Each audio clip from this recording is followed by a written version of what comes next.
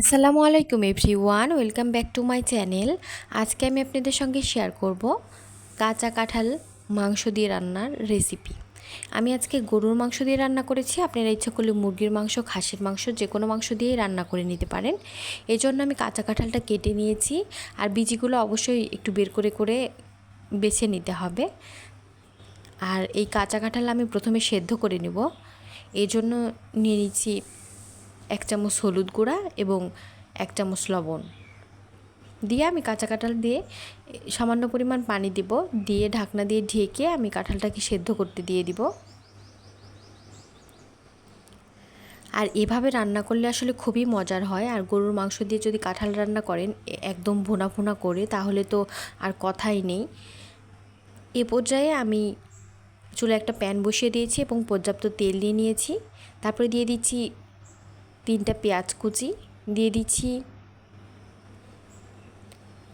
1টা রসুন কুচি, দিয়ে খুবই ভালোভাবে ভেজে নিচ্ছি। আর আমি গরুর মাংসটাকে কিন্তু প্রেশার কুকারে রান্না করে নিয়েছি আগের থেকে।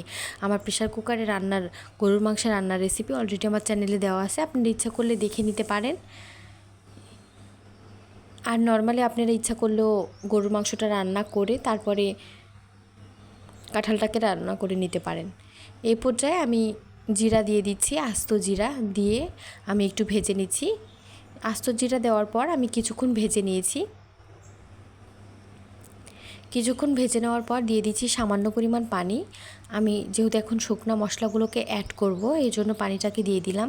দিয়ে দিচ্ছি প্রথমে লবণ, 1/2 চামচ লবণ দিয়ে দিচ্ছি, কারণ আমি কিন্তু কাঁঠালটা সেদ্ধ করার সময় লবণটা দিয়েছিলাম, এই জন্য লবণটা একটু কম করে দিচ্ছি। তারপরে দিয়ে দিচ্ছি 1/2 চামচ হলুদ গুঁড়া, দিয়ে দিচ্ছি 1/2 চামচ মরিচ গুঁড়া, দিয়ে দিচ্ছি 1/2 চামচ গরম মশলার গুঁড়া। যেহেতু মাংসে আমি সব রকম মশলা দিয়েছি, এই জন্য এখানে কম কম করে মশলা দিচ্ছি। দিয়ে দিচ্ছি 2 চামচের মতো আদা পেস্ট, আর 1/4 চা চামচের মতো রসুন পেস্ট। আমি যেহেতু রসুন দিয়েছি, আস্ত রসুন দিয়েছি এবং কেটে কেটে, এই জন্য রসুন বাটাটা একটু কম করে দিলাম। দিয়ে আমি কিছুক্ষণ মশলাটাকে কষিয়ে নিয়ে তারপরে দিয়ে দিচ্ছি কাঁঠাল। আমি সেদ্ধ করে রাখা কাঁঠাল দিয়ে দিচ্ছি। আর আপনারা যদি মনে করেন যে সেদ্ধ করে ডিপ ফ্রিজে রেখে দিতে পারেন কিছুদিনের জন্য, যদি মনে হয় একটু কাঁঠালটা একটু বেশি হয়েছে, সেক্ষেত্রে আপনারা রেখে পরবর্তীতে খেতে পারেন।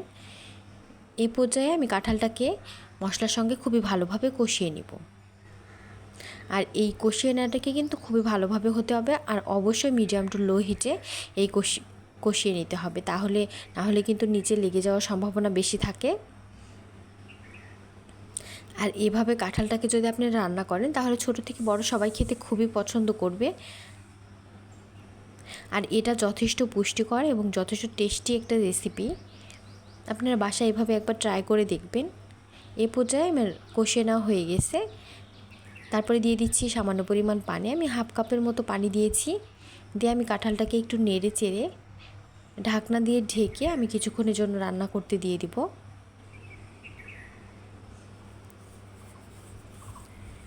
ঢাকনা দিয়ে ঢেকে দিচ্ছি, দিয়ে আমি রান্না করতে দিচ্ছি। তারপরে ঢাকনাটা খুলে আমার যে রান্না করা মাংসটা ছিল সেটা কিন্তু আমি দিয়ে দিচ্ছি। আমি যেহেতু রান্না করে আগের থেকে একটু ডিপ ফ্রিজে রেখেছিলাম, সেজন্য এরকম দেখাচ্ছে। তারপরে কিছুক্ষণ একটু ঢাকনা দিয়ে ঢেকে একটু রান্না করে নেওয়ার পর পানিটা একদম কমে এসেছে, দেখেই বুঝতে পারতেছেন। একদম যখন তেলটা ওপরের দিকে উঠে আসবে, তখন বুঝবেন আপনি রান্নাটা প্রায় হয়ে গেছে। এ পর্যায়ে আরও কিছুক্ষণ এভাবে নেড়ে চেড়ে, একটু পরপর আমি কিন্তু এভাবে নেড়ে চেড়ে দিচ্ছি। অনেকে আস্তে আস্তে রাখেন কাঁঠাল, আমার মনে হয় এভাবে একটু ছড়িয়ে দিলেই কাঁঠালটার টেস্টটা আমার কাছে অনেক বেশি ভালো মনে হয়। আর এভাবে ভুনা ভুনা করে রান্না করলে তো অনেক বেশি টেস্টি মনে হয়। আর এটা আপনারা রুটি, পরোটা যে কোনো কিছুর সঙ্গেই সার্ভ করতে পারেন। এ পর্যায়ে এভাবে নেড়ে চেড়ে আমি কিন্তু অনবরত নেড়ে চেড়ে রান্নাটা করে নিচ্ছি, কারণ যেহেতু নিচে লেগে যাওয়ার সম্ভাবনা থাকে, এজন্য একটু খেয়াল রাখতে হবে এবং নেড়ে চেড়ে রান্না করতে হবে। আর আমার রান্না ভালো লাগলে অবশ্যই লাইক দিবেন এবং কমেন্ট করে জানাবেন কেমন হয়েছে আমার রান্নার রেসিপিটি। আর এভাবে মাংস দিয়ে কাঁঠাল রান্নার রেসিপি কেমন হয়েছে সেটা অবশ্যই জানাবেন। আর এভাবে নেড়ে চেড়ে তেলটা একদম উপরে উঠে চলে এসেছে, আমি কাছ থেকে দেখিয়ে দিচ্ছি, দেখেই বুঝতে পারতেছেন। আর এভাবে একদম ভুনা ভুনা করে রান্না করলে কাঁঠালটা বেশি টেস্টি হয়।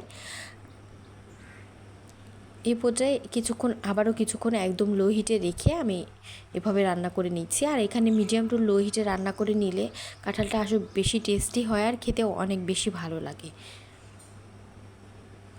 এই পর্যায়ে আমার রান্না কিন্তু প্রায় হয়ে গেছে, দেখেই বুঝতে পারতেছেন। এ পর্যায়ে একটা সার্ভিং প্লেটে উঠিয়ে নিয়ে আপনাদের দেখিয়ে দিচ্ছি কতটা লোভনীয় হয়েছে, আর খেতেও কিন্তু হয়েছে ভীষণই মজার।